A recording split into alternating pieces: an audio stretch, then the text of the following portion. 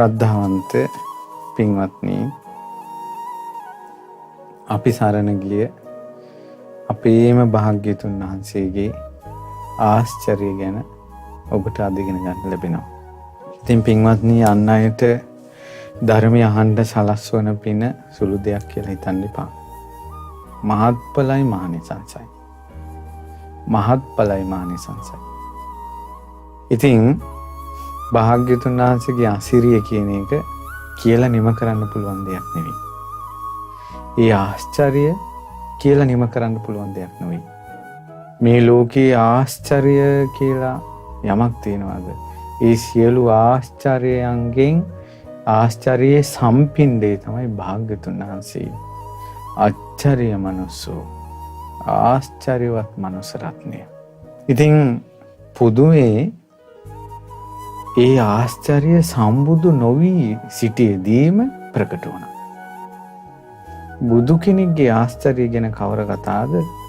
බුද්ධත්වයට පත්වෙන්න කලින්ම හිතපු විදිහ, ක්‍රියා කරපු විදිහ, ප්‍රතිපදාව හඳුනා ගැනීම මහා ආශ්චර්යයක්. ගුරුවරයෙක් නැතුව, කියලා දෙන්න කෙනෙක් නැතුව, කිසිම හෝදුවාවක් නැතුව මේ ධර්මය අවබෝධ කළා කියලා යමක් ඇද්ද? ඒකාන්තයෙන් ආශ්චර්යයි. අද අපි කතා කරන්නේ ඒ වගේ පුදුම සහගත දෙයක්. මොකද්ද? අපි එක දේශනාවෙන් ඉගෙන ගමු. මේ දේශනාවේ නම මහා සච්චක සූත්‍රය. චූල සච්චක සූත්‍රය අපි අහලා තියෙනවා ගොඩක්. මහා සච්චක සූත්‍රය අහන්න ලැබෙනවා අඩුයි. අපි අහලා බලමු මොකද්ද මේ කියලා. ඒ දවස්වල භාග්‍යතුන් වහන්සේ විශාලා මහනුවර කූටාගාර ශාලාවේ වැඩ සිටියේ.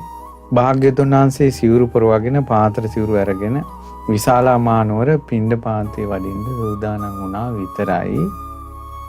ඈතින් නිගණ්ඨනාථ පුත්‍රගේ ශ්‍රාවකෙක් වුණ නිගණ්ඨ පුත්‍ර සච්චක කියන මහා වාදියා අර කණු හෙල්ලෙන්න වාද කරන්න තරම් මේ කටකාර සච්චක ඈතින් එනවා. මේ දැක්ක අපේ ආනන්දයන් වහන්සේ භාග්‍යවතුන් වහන්සේට කියා හිටිනවා, ස්වාමීනි, ආන නිගණ්ඨ පුත්‍ර සච්චක එනවා. ඔය පුජ්‍යලයා හොඳ කතාකාරයා, මහා පඬිතයා. බොහෝ ජනයා හොඳයි කියලා හිතාගෙන ඉන්නේ. ස්වාමීනි, ඒ වුණාට ඔය පුජ්‍යලයා බුදුරජාණන් වහන්සේගේ දොස් කියන්න කැමති කෙනෙක්. සද්ධර්මයේ දොස් කියන්න කැමති කෙනෙක්. සංගරුවනේ දොස් කියන්න කැමති කෙනෙක්. ස්වාමීනි, භාග්‍යවතුන් වහන්සේ ඔය පුජ්‍යලයා කෙරෙහි අනුකම්පා කරලා මොහොතක් වැඩ හිටින්න. දැන් පිණ්ඩපාතේ යන්න සූදානම් වුණා විතරයි. ඇත්තටම මේ මිනිසු පිළිගත්ත කටකාර චරිතයක් තුනුරුවන් කෙරෙහි අපහැදුනොත් ඉවරයි. එයා බොහෝ දෙනා අපහදවනවා. තේරුණා නේද පින්වත්නි? මේ මිනිස්සෙකුට ලැබිච්ච හැකියාව අයහපැත්තට ගියොත් ඉවරයි. අයහපත් පැත්තට. ඒ වගේම හැකියාවක් තියෙන කෙනෙක් යහපත් පැත්තකට යමු වුණොත් ඒකත් විශාල ලාභයක්. ඉතින් ලෝකයේ කෙරෙහි කාරුණික වූ මහා කරුණා නිධාන වූ ආශ්චර්ය මනුස්ස රත්නය වූ මගේ බුදුරජාණන් වහන්සේ කරුණාවෙන් වැඩ හිටියා. ඊට පස්සේ ඔන්න සච්චක භාග්‍යවතුන් වහන්සේ වැඩ ඉන්නවා දැකලා ළඟට පැමිණියා. පැමිණලා භාග්‍යවතුන් වහන්සේ පැත්තකින් සච්චක ඉඳගෙන බුදුරජාණන් වහන්සේගෙන් අහනවා, බවක් ගෞතමයන් වහන්සේ, මං කිව්වේ දැන් මේ සච්චකගේ ලොකුවට කතාවක්, මහා ඉහළින් කතාවක්. ගෞතමයන් වහන්සේ, ඇතැම් ශ්‍රමණ බ්‍රාහ්මණවරු ඉන්නවා, ඒ අය කාය භාවනාවෙන් යුක්තයි. නමුත් චිත්ත භාවනාවෙන් යුක්ත නැහැ. බලන්න ඒ කාලේ මිනිස්සු කතා කරපු දේවල්. අද කාලේ මිනිස්සු සාමාන්‍ය මිනිස්යන්ගේ ව්‍යවහාරේ මේවා තියෙනවද? මේ යුග දෙකේ වෙනස දැන් තේරෙන්නේ නැද්ද? ඉතින් කියනවා සමහර ශ්‍රමණ බ්‍රාහ්මණවරු කාය භාවනාවෙන් යුක්තයි, චිත්ත භාවනාවෙන් යුක්ත නැහැ. ස්වාමීනි, ඒගොල්ලන්ට ශාරීරික දුක් වේදනා ලැබෙනවා. බවක් ගෞතමයන් වහන්සේ, මේක සිද්ධ වෙච්ච දෙයක්. ශාරීරික දුක් වේදනා පීඩා විඳිනකොට කලවා තද වෙනවා. පපුව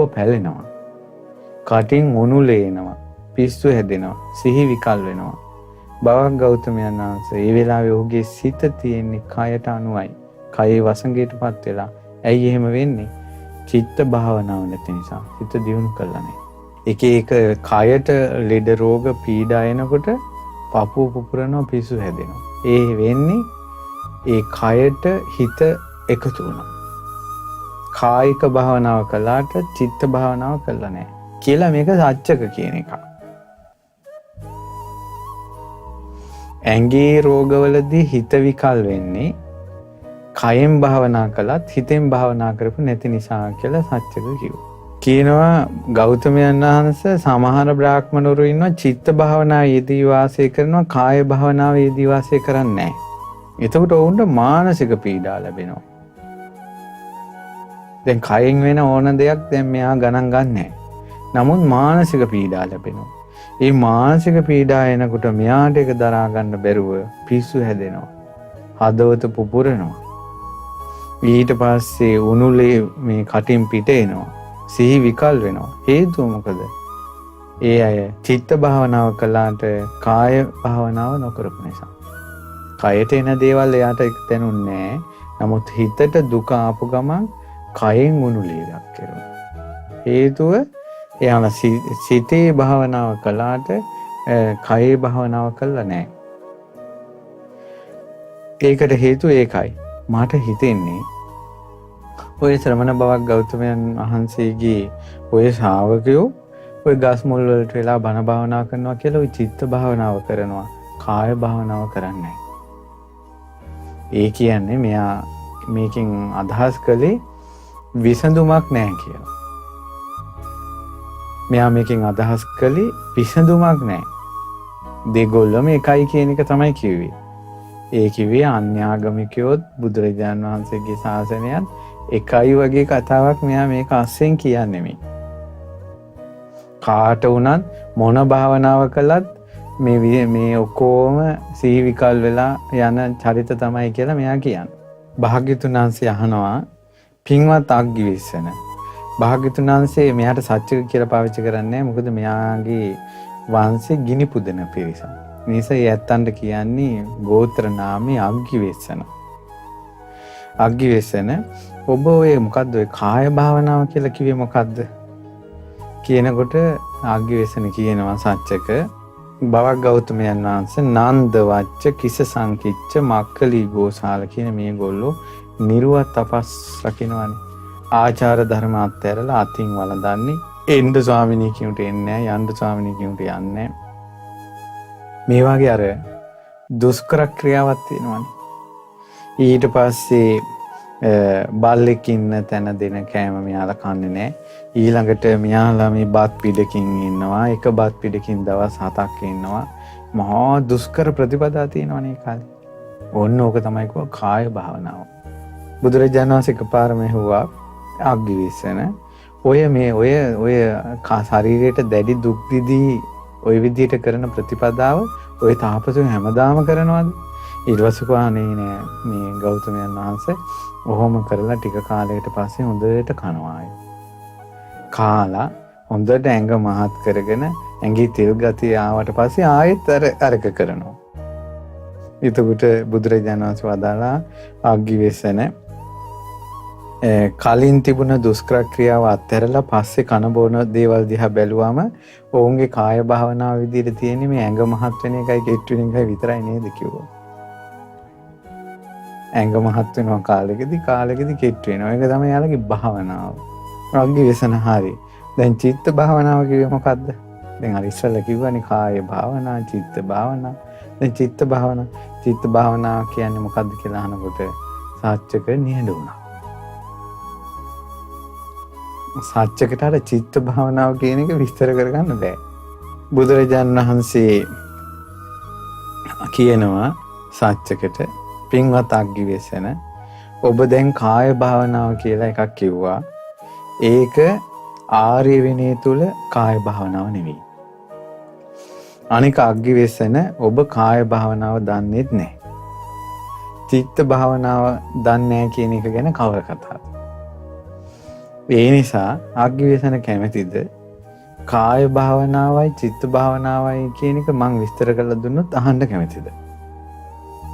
මේ භාග්‍යතුන් වහන්සේ ගෞතමයන් වහන්සේ මට කියලා දෙන්න මං අහනවා.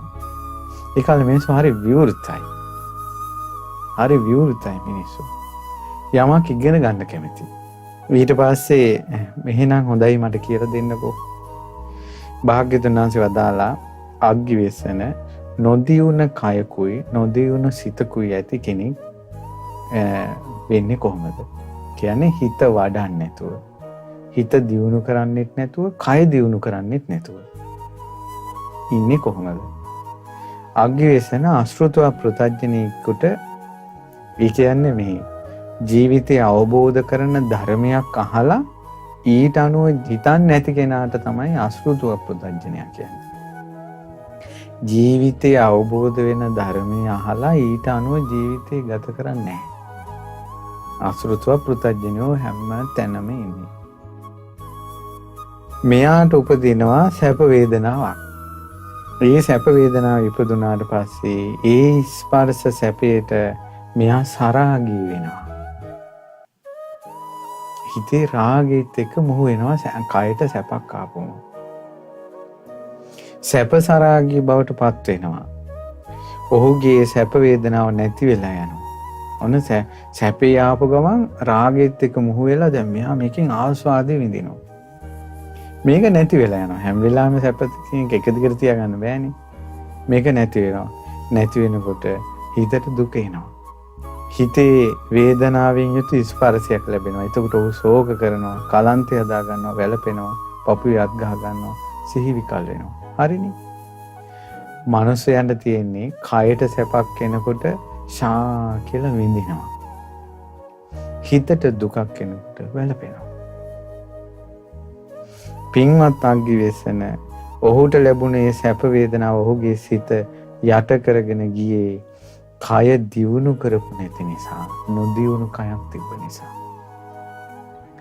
දුක් වේදනාව වෙනකොට හිත යට කරගෙන ගියේ නොදියුණු හිතක් තිබ්බ නිසා. මේක පුදුම සාගත දෙයක්. මේ ලස්සන වචන දෙකක් තියෙනවා. ඒ තමයි සැපය අල්ලන්නේ කායානුපස්සනාව නැති නිසා. දුකට හිත යට වෙන්නේ චිත්තානුපස්සනාව නැති නිසා. ඊට පස්සේ දේශනා කරනවා පින්වත් අග්ගිවේසන යම් කෙනෙකුට ওই දෙපැත්තෙන්ම වේදනා ලැබෙද්දී ඒ කියන්නේ නොවැඩුණ කය ඇති නිසා සැප වේදනාව සිත යට කර ගැනීමත් නොවැඩුණ සිත නිසා දුක් වේදනාව සිත යට කර ගැනීමක් ඇද්ද? පින්වත් අග්ගිවේසන අභාවිත කයක් තියෙනවා, අභාවිත සිතක් තියෙනවා කියන්නේ ඔකට. සැප වේදනාවට හිත යට කිරීමෙන් තේරෙන්නේ යාගේ කය කායානුපස්සනාවක් නැහැ. දුක් වේදනාවට හිත යට වෙනවා කියන එකෙන් තේරෙන්නේ යාගේ චිත්තානුපස්සනාවක් නැහැ. මිසක්කාර කන බොන දේවල් එක්ක නෙවෙයි. අග්ගිවේසන දියුණු කරපු කයක්, වඩපු කයක්, වඩපු හිතක් තියෙනවා කියලා කියන්නේ සුතවත් ආර්ය ශ්‍රාවකයාටත් සැප වේදනා එනවා. ඒ සුතවත් ආර්ය ශ්‍රාවකයාට සැප වේදනාව එද්දී සැප වේදනාව විඳිනකොට ඒකට සරාගී වෙන්නේ නැහැ. ඒ සැප ගැන සරාගී බවට පත් වෙන්නේ. ඔහුගේ ඒ සැප වේදනාව නිරුද්ධ වෙලා යනවා. සැප වේදනාව නැති වෙලා දුක් වේදනාව උපදිනවා. ඔහු ඒ දුක් වේදනාව විඳිනකොට ශෝක වෙන්නේ, කලන්තය හදාගන්නේ, වැළපෙන්නේ, පපුවට අත් ගන්නෑ, සිහි විකල් කරගන්නේ. ඒකට හේතුව අග්ගිවේසන උපන් සැප වේදනාව ඔහුගේ සිත යට කරන්නේ නැත්තේ ඔහුගේ කය දියුණු නිසා. ඒ කියන්නේ කායානුපස්සනාව යට තියෙනවා. උපන් වේදනාවෙන් ඔහුගේ සිත යට කරන්නේ නැත්තේ දියුණු කරපු සිතක් තියෙන කෙනා. මේ දෙපැත්තෙන්ම උපදින වේදනා, ඒ කියන්නේ කයට සැපක් එද්දී ඒ සැපට යට වෙන්නේ නැත්තේ, හිතට දුකක් එද්දී ඒ දුකට හිත යට වෙන්නේ නැත්තේ කයේ භාවනාව, සිතේ භාවනාව තියෙන නිසා. ඔන්න ඔය විදිහට භාවිත කාය, භාවිත චිත්ත කියන දෙක තේරුම් ගන්න කිව්වා. බවක් ගෞතමයන් වහන්සේ මම බොහෝ පැහැදුනා. බවක් ගෞතමයන් වහන්සේට දියුණු කරපු කයකුත් තියෙනවා, දියුණු කරපු හිතකුත් තියෙනවා. මේ මිනිස්සේ ඇත්තටම පැහැදුනා. අර කියනකොටම තේරුණා මේ කන බොන ඒවත් එක්ක නෙමෙයි තියෙන්නේ මේක කියලා. එකපාරම හිතුනේ දෙතිස් මහා පුරුෂ ලක්ෂණයන්ගෙන් සුසැඳි net සංගලේ කොනකවත් රෝම කූපයකවත් දුකක් නැති මගේ බුදුරජාණන් වහන්සේ දැක්කා. දැකලා හිතුණා ඔබ වහන්සේට නම් භාවිත කාය තියෙනවා. භාවිත චිත්ත තියෙනවා. බුදුරජාණන් වහන්සේ වදාලා ඒකාන්තයෙන් අග්ගිවෙස්සන ඔබ විසින් කරුණු බලවත්වගෙන. කියන්නේ ඔක හොඳටම හිතලම ඔබ කිව්වා භාග්‍යතුන් වහන්සේට භාවිත කයක් තියෙනවා භාවිත සිතක් තියෙනවා කියලා. මම ඔබට කියන්නම්.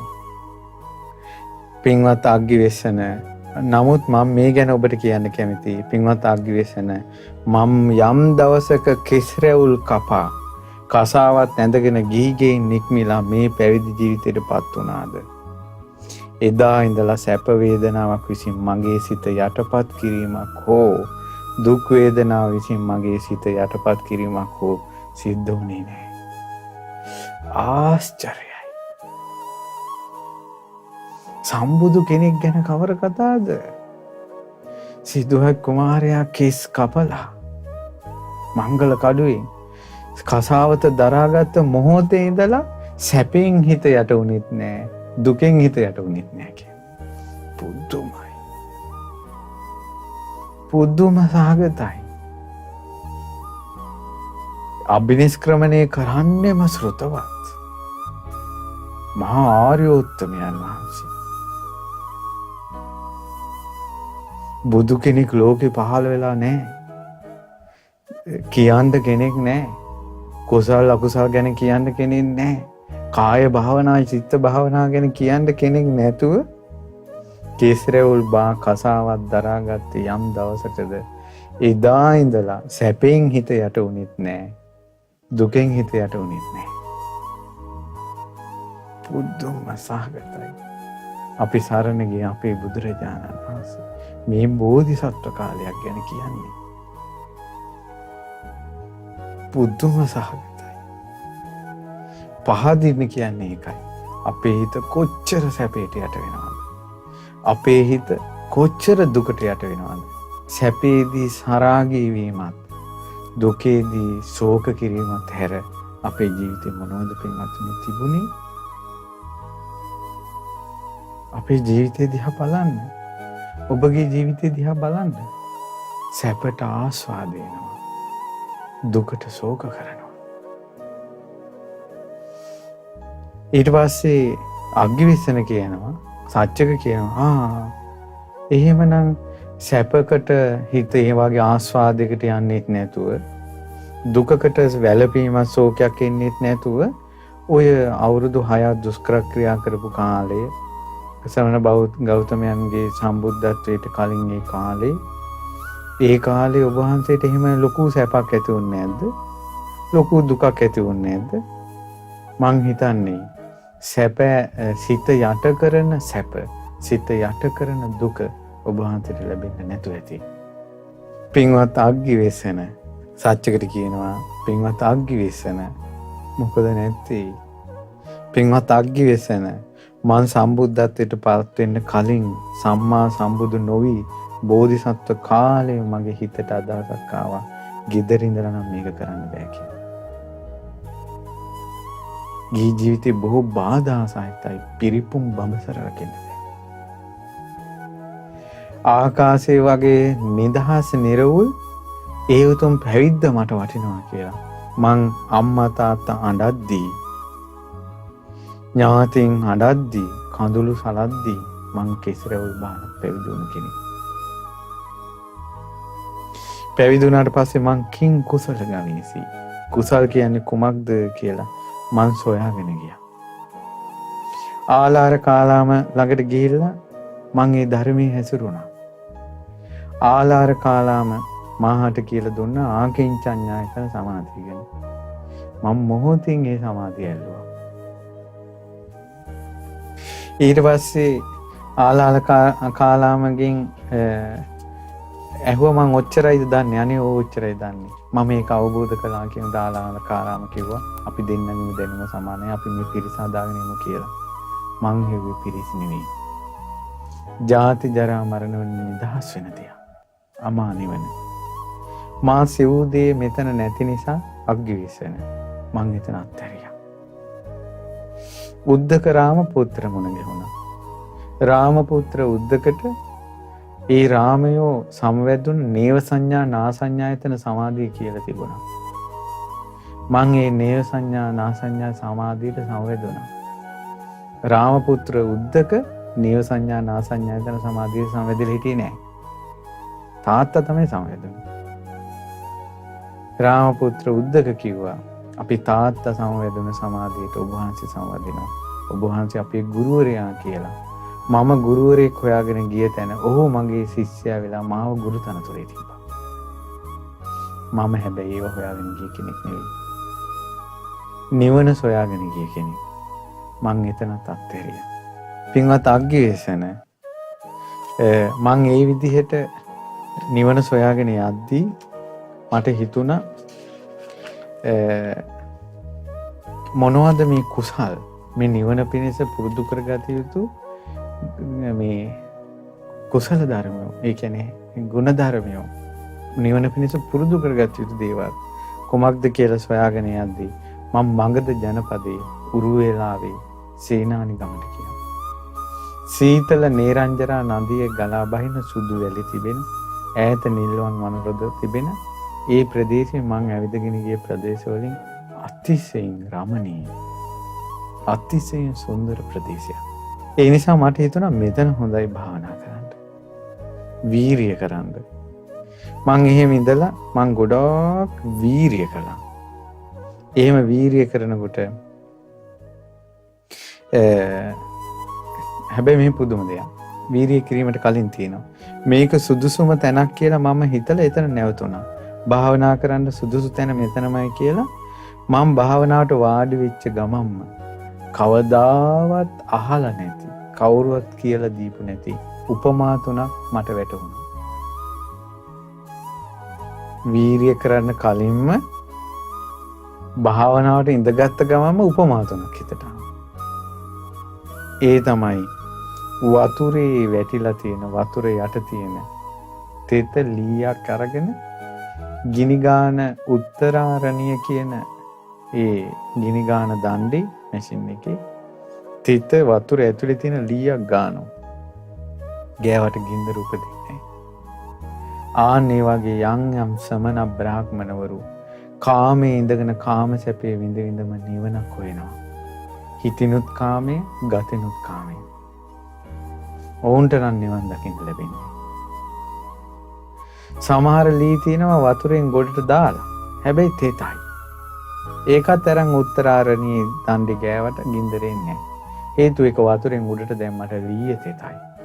ඒ වගේ සමහර අය කයින් කාමයෙන් ඈත් වෙලා ඉන්නවා. හිතින් කාමයෙන් පතනවා. ක්ලේශ කාමියොත් එකතු වෙලා ඉන්නේ. ඔවුන්ටත් නිවන් දකින්න බැහැ. දියෙන් ගොඩට දැමු වියලි ලීයක් තියෙනවා. ඒ වියලි ලීය උත්තරාරණිය පිරිමන්දිනකොට එසැනින් ගින්දර උපදිනවා. ආන්නේ වගේ හේතුව මොකද? ඒක වතුරෙනුත් ගොඩට දාලා ඊළඟට තෙතත් නෑ වියලි. ආන්නේ වගේ හිත කයනුත් කාමයෙන් ඈත් වෙලා නම් සිතිනුත් කාමයෙන් ඈත් වෙලා නම් ඒක න සුදුසුයි මේ ප්‍රතිපදාවට. එතකොට භාවනාවට ඉඳගත්ත ගමන්ම ඔය කරුණ වැටහුණා කියනවා. ඉතින් මම කල්පනා කළා පින්වත් අග්ගිවේසන මට හිතුණා මම මෙන්න මේ විදිහට ප්‍රධාන වීරිය කරන්න ඕන කියලා. දැන් අපි පසුගිය කාලේ ධර්ම දේශනාවලින් සම්බුද්ධත්වයට පත් වෙන්න කලින් දුෂ්කර ක්‍රියාව ගැන ඒ අවුරුදු 6 කොහොමද ගත කළේ කියලා එක එක ක්‍රමෙන් කියලා දුන්නා. භාග්‍යතුන් වහන්සේ දේශනා කරපු විස්තරي. එක ක්‍රමයක් තමයි විතර්ක දෙපැත්තකට දදා බල බලා ඉඳලා තියෙනවා. ඊළඟට අධික තීව්‍ර තපෝ වෘත. ඊළඟට කිසිම ක්ලේශයක් හිතේ හටගන්න නොදීම. විතර්කය සංඨානය කිරීම, විතර්ක නැවැත්වීම. ඊළඟට දැන් මේ බලන්න දේශනා කරනවා මේ අවුරුදු 6 ගත කර විදිහේ කියනවා අග්ගිවේසන මට හිතුණා යටි තල්ලෙන් උඩු දත තද කරලා දිවෙන් තල්ල තද කරලා මගේ කුසල් සිතින් අකුසල් සිත පෙලන්ට ඕන, බලවත්ව පෙලන්ට ඕන, බලවත්ව තවන්ට ඕන කියලා.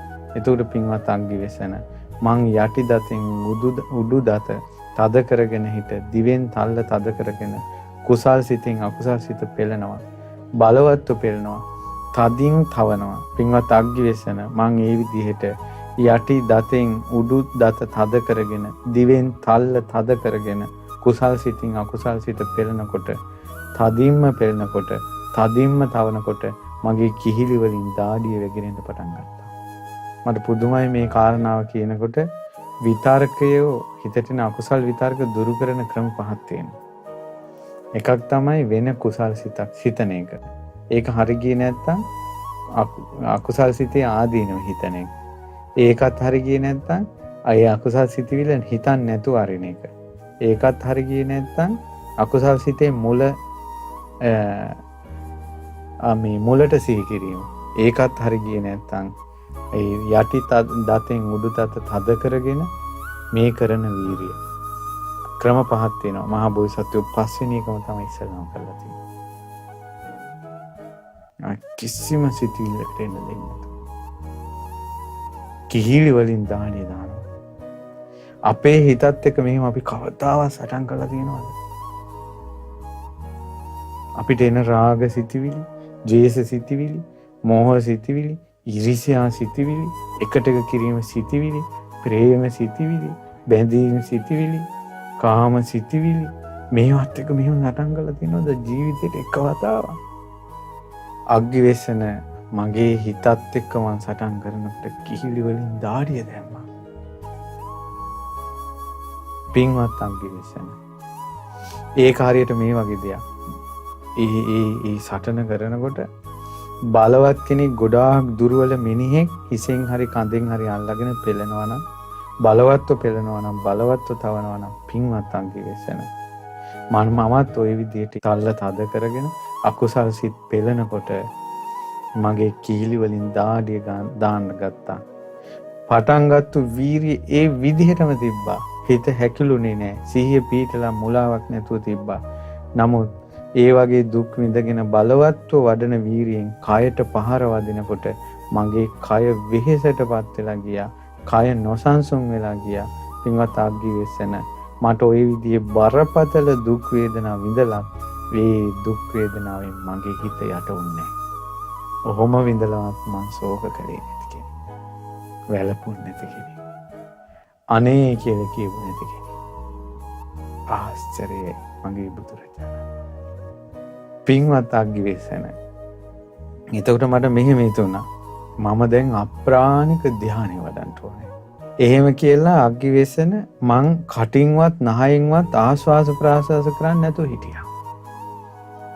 එතකොට පින්වත් අග්ගිවේසන මගේ කටිනුත් නාසයෙන්ුත් ආශ්වාස ප්‍රාශ්වාස නොකර ඉන්නකොට කන් වලින් හුලම් පිට වෙද්දී මහා සද්දයක් කන් වලින් හුලම් ගියා.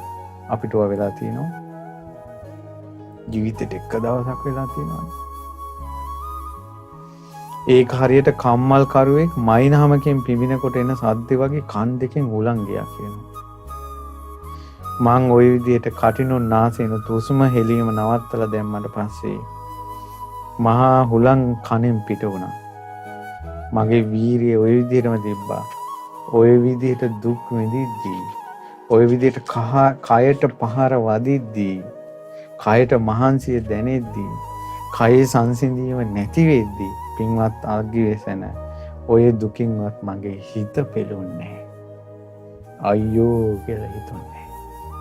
ශෝක කළේ නැහැ. දුකක් කියලා හිතේ. ඒ හිතේ ඒ දුකෙන් කය සිත පෙළුන්නේ. ජීවිතේට කළා තියෙනවද අපි? හිතලවත් තියෙනවද? පුළුවන් දේවල්ද අපිට? මේ විනාඩියක් කුසුම හිරුණොත් මැරෙයි කියලා හිතෙනවනේ. විනාඩියක් කුසුම හිරුණොත් මැරෙයි කියලා හිතන්නේ හිත ශෝක කළානේ. මහා බෝධිසත්වෝ ශෝක කළේ නැහැ. හිත යටුන්නේ. පින්වත් අග්ගිවේසන මට හිතුණා තව දුරටත් අප්‍රාණික ධ්‍යානෙ වඩනවා කියලා. අග්ගිවේසන ආශ්වාස ප්‍රාශ්වාස නවත්තලා මම නැවැත්තුවා කටිනුත් තුලන් යන එක වැළැක්කුවා, නායනොත් වැළැක්කුවා, කනිනුත් වැළැක්කුවා. කොහොම කළාද? මං කටින්, නාසයෙන්, කන් වලින් ආස්වාස් ප්‍රාස්වාස වළක්වලා අග්ගිවේසන මං ওই විදියට ඉන්නකොට මගේ වාතේ කිපිලා හිස් මුදුන පෙලන්න ගත්තා. හරියට අග්ගිවේසන ශක්තිමත් පුරුෂයෙක් තියුණු උලක් කරන් ඔළුවට ගහගෙන යන්නේ. ඒ වගේ තමයි කටිනුත්, නාසයෙන්ුත්, කන් වලිනුත් හුලං ගන්න නැතුව, පිට කරන්නේ නැතුව තියෙනකොට මගේ කය ওই විදිහට බලවත්ව පෙරනවා. ඒත් අග්ගිවේසන මගේ හිත යට වුණේ.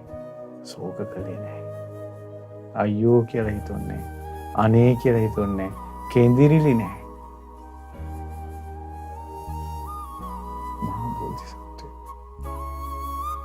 අග්ගිවේසන. එතකොට මට හිතුණා මං තව දුරටත් අප්‍රාණික ධ්‍යානෙ වඩනවා. කියලා පින්වත් අග්ගිවේසන කටිනුත්, නාසයෙන්ුත්, කන් වලිනුත් ආශ්වාස ප්‍රාශ්වාස වළක්වලා ඉන්නකොට මං පුදුමාකාර විදිහේ මට ඔළුවේ කැක්කුමක් හටගත්තා. පින්වත් අග්ගිවේසන ඒක මේ වගේ දෙයක්.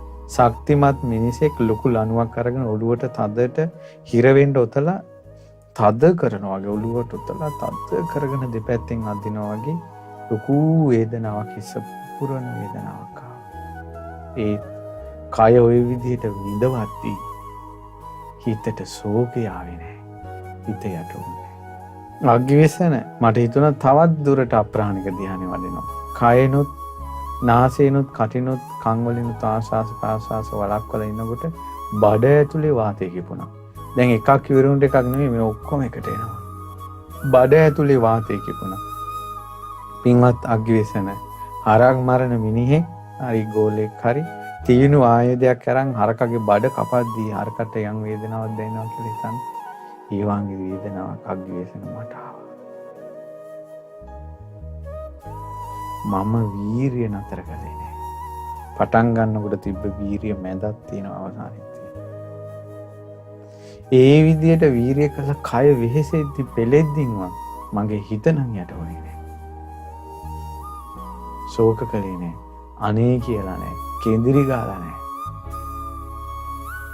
සරණ යන්න පින්වතුනි මගේ බුදුරජාණන් වහන්සේ. ශාස්ත්‍රඥ වහන්සේ සරණ යන්න. මේ බෝධිසත්ව කාලේ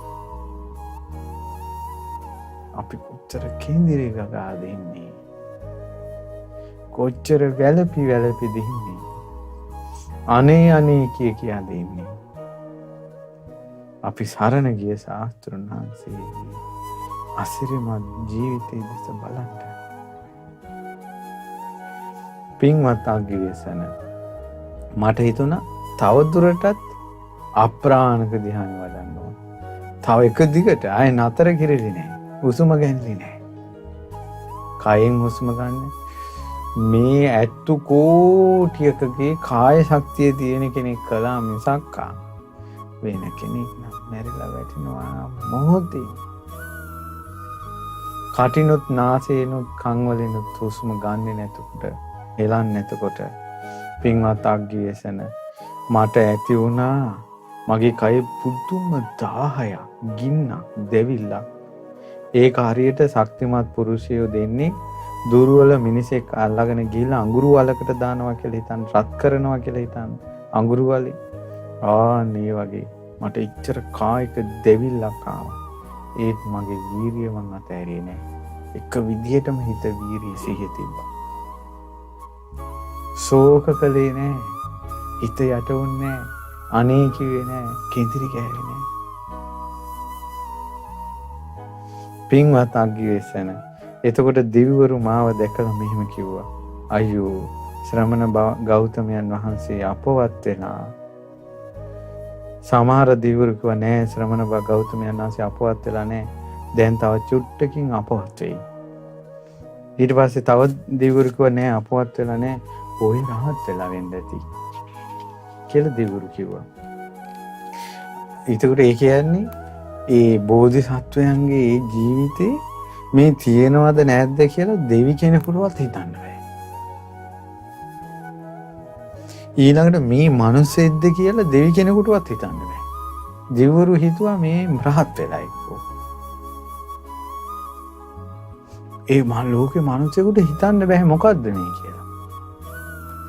ඒකේ ස්වභාවයට කියන්න තියෙන අප්‍රාණක ධ්‍යාන. අප්‍රාණක මේ කොහොමද මේවා කළේ? කවුද කියලා දුන්නේ? මේ අකුසල් තවනවා. මේ ලෝකෙ කොහොමද අපි දන්නේ නැහැ.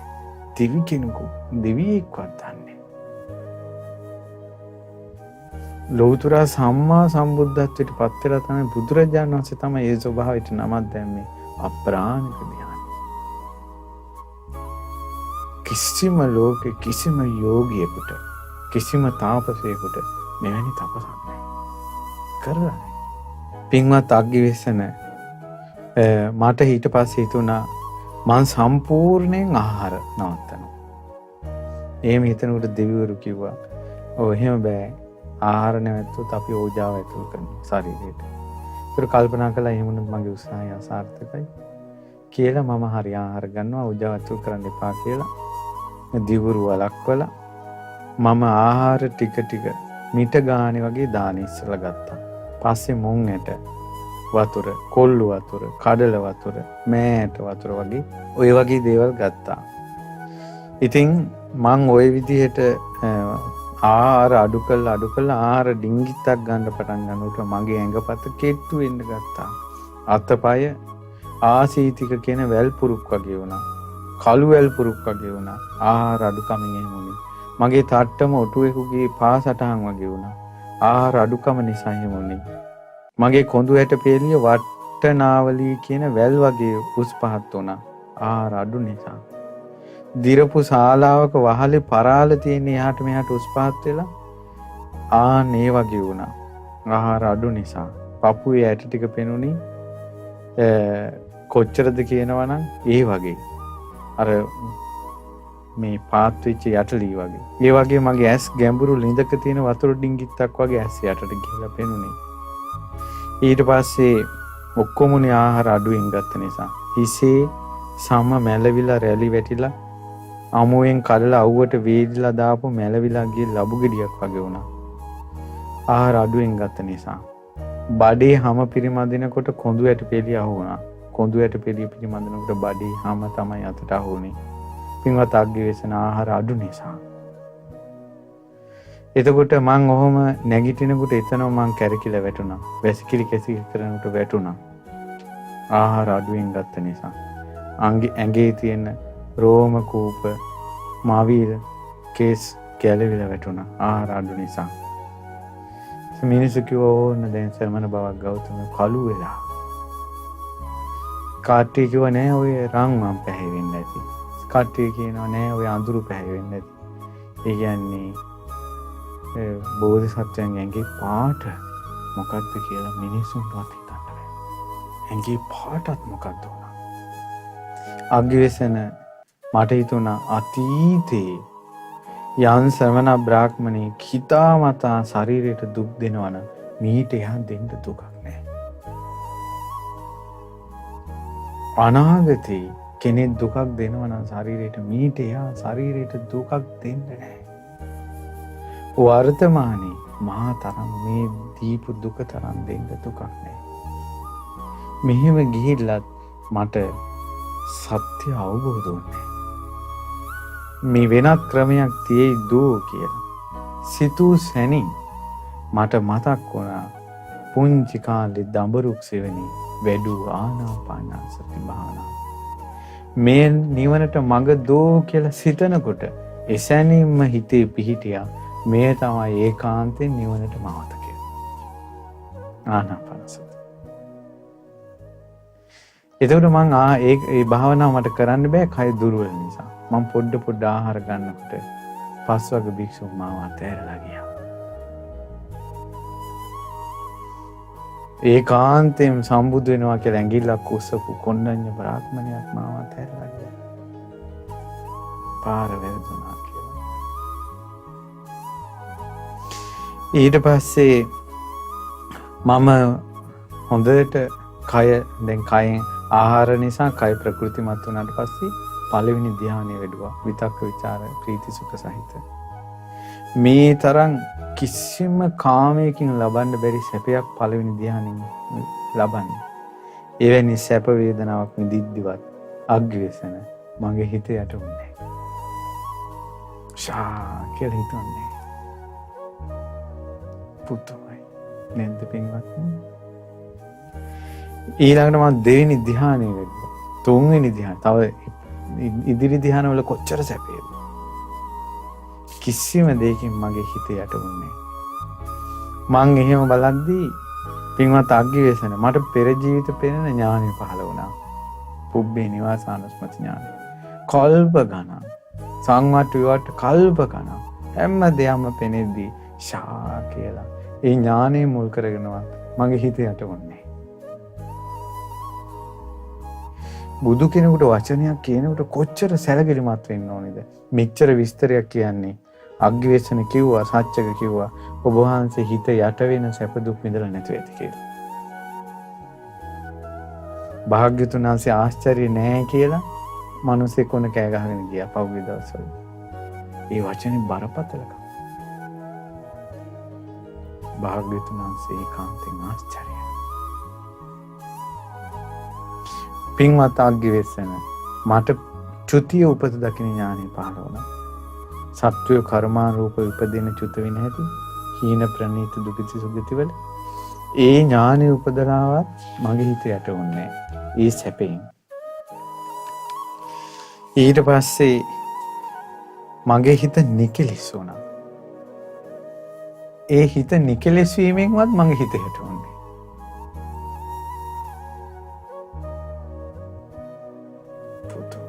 සමාධියක් නැති කෙනෙකුට සමාධියක් ඉපදුනාට පස්සේ කොච්චර මාර්ගඵල නොලැබූ කෙනෙක් මඟඵල ලබනකොට කොච්චර සැපයක්ද? මහා බෝධිසත්වයෝ ලෝතර සම්බුදු බවට පැමිණිලා හිත යටවන්නේ. මේසා මහත් සැප වේදනාවකටවත් මගේ හිත යට කරලා දාන්න බැරි වුණා. පින්වත් අග්ගිවේසන පුදුම නැද්ද? පින්වත් අග්ගිවේසන නොඑක් සිය ගණන් පිරිසට මම බණ කියලා තියෙනවා මට මතකයි. ඒත් එක එක්කෙනාට මං ගැන හිතෙන්නේ මෙහෙමයි. ශ්‍රමණ ගෞතමයන් වහන්සේ ওই බණ ටික වදාළේ මං වෙනුවෙන්මයි. බුදුරජාණන් වහන්සේ මටමයි ওই බණ කිව්වේ කියලා හිතෙනවා. ඔක්කොටම හිතෙන්නේ එහෙම. පින්වත් අග්ගිවේසන ඔබ ওই විදිහට දැනගන්න ඕනේ. ඔබ මේ විදිහට දැනගන්න. තථාගතයන් වහන්සේ අනුන්ට අවබෝධය ඇති කර දීම පිණිසමයි දාම් දෙසන්නේ වෙන හේතුවක්. පින්වත් අග්ගිවේසන මේ ධර්මයේ දේශනා කරලා අවසන් වෙනවත් එක්කම මං කලින් හිටපු සමාධි නිමිත්තටම සිත ගන්නවා. ඒකෙම හිත පිහිටනවා, එකඟ කරනවා, සමාහිත කරනවා. මං ওই විදිහට තමයි හැම තිස්සෙම ඉන්නේ සමාධියත් එක්ක. බණක් කියලා මිනිසුන්ගේ ප්‍රතිචාරය බලාපොරොත්තු වෙන්නේ. කරුණාවෙන් ධර්මයේ දේශනා කරනවා. බණ කියලා ඉවරිච්ච ගමන් පුරාණ සමාධියටම හිත ගන්න. ඒ නිසා කොහොමදත් හිත කුමකින් යට වෙන්නද? කරුණාවෙන් අන් අයගේ අවබෝධයේ පිණිසම අනේ මේ අය මේක වටහා ගනිත්වා කියන කරුණාවෙන් දහම් දේශන නිසාම අන් අයට හිතෙනවා මට මේ කියන්නේ. මට මේ කියන්නේ කියලා. ඊට පස්සේ අග්ගිවේසන කියනවා සත්‍ය කියනවා අම්මෝ ඔබ වහන්සේ නම් සම්මා සම්බුදු කෙනෙක්ම තමයි. ඊට පස්සේ මෙයා දැන් මොකටද මෙයා මිත්‍යා දෘෂ්ටික මිනිසයානේ. මෙයා එකපාරම ඔබ වහන්සේ දවල් නේම හැතපෙනවද? දැන් මේක ASCII අහක යන කතාවක් ආවා. ඔබ වහන්සේ නම් සම්මා සම්බුදු කෙනෙක්. ඒත් ඔබ වහන්සේ දවල් හැතපෙනවද? ඊට පස්සේ කියනවා ඔව් අග්ගිවේසන මට මතකයි. පායන කාලේ අන්තිම මාසයේදී පිණ්ඩපාත කරගෙන දාන වෙනදුවට පස්සේ දෙපොට සිවුර හතරට නමලා සකස් කරගත් ආසනිය මත දකුණු ඇලියට හැරිලා සීනුවණින් ටිකක් සැතපෙනවා. මට මතකයි මං හිම සැතපෙලා තියෙනවා. බවක් ගෞතමයන් වහන්සේ සමනා බ්‍රාහ්මණවරු ඔය කියන්නේ නිදා ගන්නවා කියන්නේ මුලාවටපත් වුණා කියන එකනේ. ඊට පස්සේ කියනවා නෑ අග්ගිවේසන කෙනෙක් ඔච්චරකින් මුලා නිදාගත්ත පමණින් මුලා වුණාද? ඇහැරලා ඉන්න නිසා මුලාව නැද්ද කියලා ඕම හොයන්න බෑ. පින්වත් අග්ගිවේසන ඔය මුලා වෙන්නේ කොහොමද නැත්තේ කොහොමද කියලා දෙන්න අහන්න පුළුවන්ද? ස්වාමීනි කියලා දෙන්න. කියනවා පින්වත් අග්ගිවේසන යම් කෙනෙකුට සිත කිලිටු කළන ආශ්‍රව තියෙනවනම් දුක් විපාක ඇති පීඩා ඇති පුනර්භවය හදන නැවත නැවත ඉපදීමත් ජරා මරණත් හදන ආශ්‍රව ප්‍රහීන වෙලා නැත්තම් ආනේ කෙනාටයි මුලා වෙනවා කියන්නේ. හිතේ කෙලෙස් තියෙන එකට තමයි මුලා වුණා කියන්නේ. හිතේ කෙලෙස් නැත්තම් එයාට මුලා වෙන්නේ නැහැ කියනවා. මිසක් මේ නිදා ගන්න එක නෙවෙයි. රහතන් වහන්සේලා මුළු ජීවිත කාලෙම නිදාගෙන හිටියා. උන්වහන්සේලාට මුලාවක් නැහැ. කෙලෙස් නැහැ. කෙලෙස් තියෙන සත්වයෝ මුළු ජීවිත කාලෙම ඇහැරිලා හිටියා. ඕ මුලාවෙන් නිදහස් වෙන්නේ. පින්වත් අග්ගිවේසන ඒක මේ වගේ දෙයක්. තල් ගහක් කරටිය කැඩුනට පස්සේ ඒක ආයෙත් පැලවෙනවා කියන එක සිද්ධ වෙන්නේ නැහැ. ආන්නේ වගේ තමයි සිත කිලිටු කරන ආශ්‍රව තියෙනවා නම් ඒ දුක් විපාක දෙන පීඩා ලබා දෙන පුනර්භවය ඇති කරන ජාති ජරා මරණ හට ගන්න ඒවා සිඳිලා තල් ගහක් කරටිය වගේ කැඩලා තියෙන්නේ. අභාවයටපත් වෙලා තියෙන ආය කවදාවත් හටගන්නේ. ඊට පස්සේ සාච්චක කියනවා පුදුමයි. ආචාර්යම් බහන්තේ අද්භූතම් බහන්තේ මේ බුදුරජාණන් වහන්සේ ඉස්තරහ කියන්නේ ආශ්චර්ය අද්භූතයි. නෑ ආග්ගිවේසන එහෙම නෑ කියලා කියන්නේ නෑ භාග්‍යවතුන් වහන්සේ. ආග්ගිවේසන කියනවා සාච්චක කියනවා ස්වාමීනි ආශ්චර්යයි අද්භූතයි. ඔබ වහන්සේ මම මොනවද කියන්නේ? කියන දේට අර්ථ විශ්මතු කරනවා. මොහොමඩ ලස්සනයි. කාරුණිකයි. ඔබ වහන්සේ හරියම ලස්සන කෙනෙක්. ලස්සනට විස්තර කරන කෙනෙක්. හිත පැහැදෙනවා. ඔබ වහන්සේ නම් සම්මා සම්බුදු කෙනෙක් තමයි. බුදුවරු තමයි. මට මතක් වෙන්නේ ශ්‍රමණ බවක් ගෞතමයන් වහන්සේ මට මතක් වෙන්නේ පූර්ණ කාශ්‍යපත් එක්ක මම ගියා පොඩ්ඩක් කතා කරන්න. එක වචනයක් යවේ මේ මනුස්සයා මාත් එක්ක තරහ යනම් බැන්නා. ඉතින් යාට කතා කරගන්නත් බැරුණා කාල ගෝට්ටියකින් ඉවරයි. ඊට පස්සේ මට හිතුණා මේ මං යන්න ඕන මක්කලි ගෝසාලත් එක්ක කතා කරන්න. දැන් මේ සාච්චකයා කී දිනක් එක වාද කරලාද මේ බුදුරජාණන් වහන්සේ ළඟට එන්නේ? සාච්චකට පුදුමයි. යන්න තරින් බයිනවා සාච්චකට. වෙන එකක් ඇදලා කාලගොට්ටියක් ඇදලා වරෙව් ගහපියව පොල්ලකින් තීලා පන්නපියව මේ සාච්චකයා කියලා තමයි රණ්ඩු වෙන්නේ. ඒ තැනක භාග්‍යවතුන් වහන්සේ පිපුණ නෙළුමක් වගේ. වලාකුළු නැති ආසි සඳමදර වගේ. කිසි දුකක් නැති, කෙලෙස් නැති හිතෙන් අර්ථයෙන් ඉස්මතු කර මහා කරුණාවෙන් දහම් දේශනකට සත්‍යකට එක අදාහ ගන්න බෑ. සත්‍යකට හිතුණා කියනවා ස්වාමීනි ගෞතමයන් වහන්සේ මං කරුණ අවුස්සා ප්‍රශ්න කරද්දී ගෞතමයන් වහන්සේ හරි හොඳට ඒවා විස්තර කරලා දෙනකොට ඔය රත්තරම් පාට සම තව තවත් බබලනවා. මෝහ මණ්ඩල තව තවත් ලස්සන වෙනවා. අරහත් සම්මා සම්බුදුරජාණන් වහන්සේ නමක් වගේම බුදු කෙනෙක්.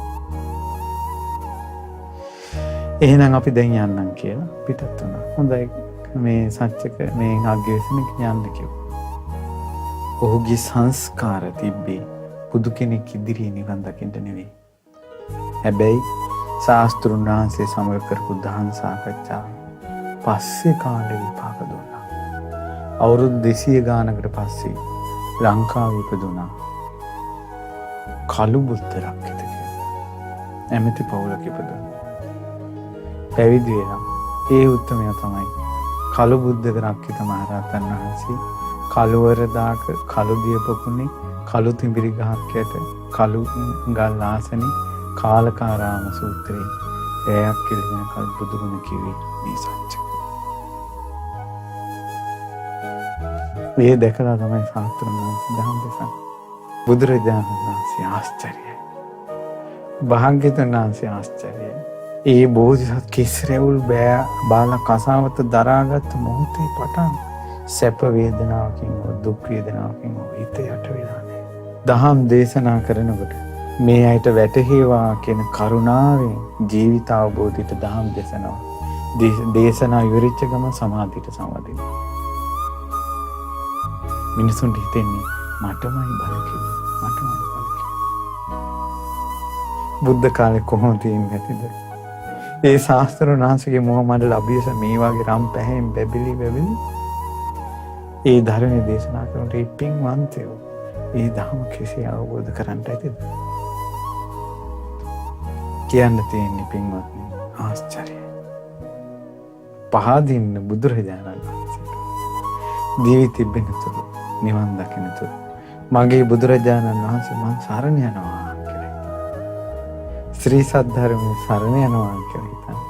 ආර්ය මහා සංඝරත්නයේ සරණ යනවා කියලා හිතන. උතුම් තිසරණයෙන් තොර මොහොතක් එපා. තිසරණේ නැති තැනක ඉපදෙන්නවත් එපා. මේ තිසරණේ අහිමි වෙන්න එපා. භාග්‍යතුන් වහන්සේ අපි කෙරෙහි අනුකම්පාවෙන් යම් ධර්මයක් දේශනා කළා. ඒ ධර්මය අවබෝධ කරගන්න වාසනාව ලැබේවා.